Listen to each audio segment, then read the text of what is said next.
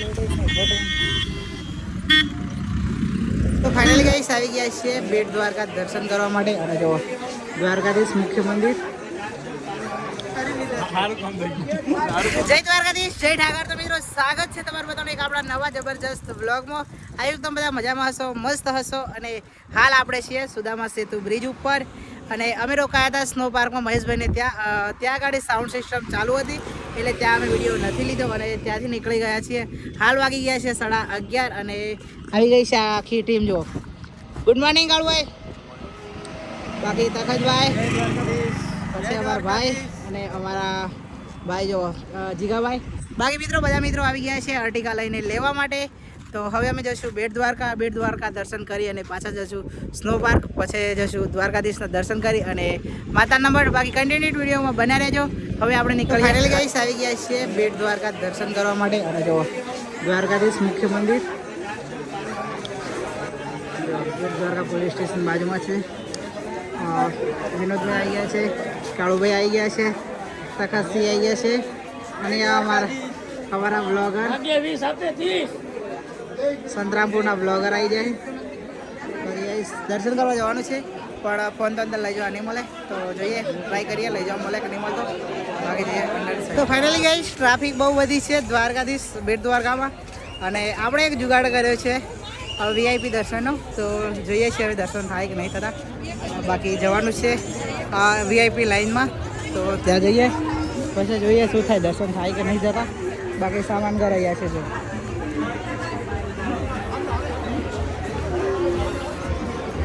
તો અહીંયાથી આપણે જવાનું છે સેફ ગેટની બાજુમાં છે.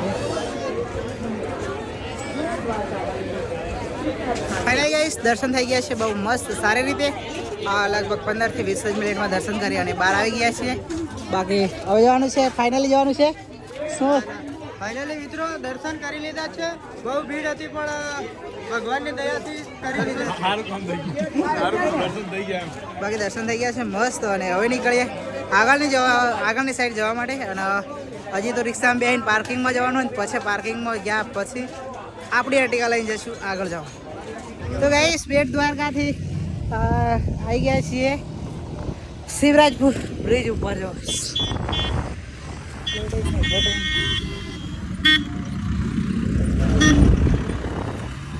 પેલા કઈ બાજુ જાય એટલે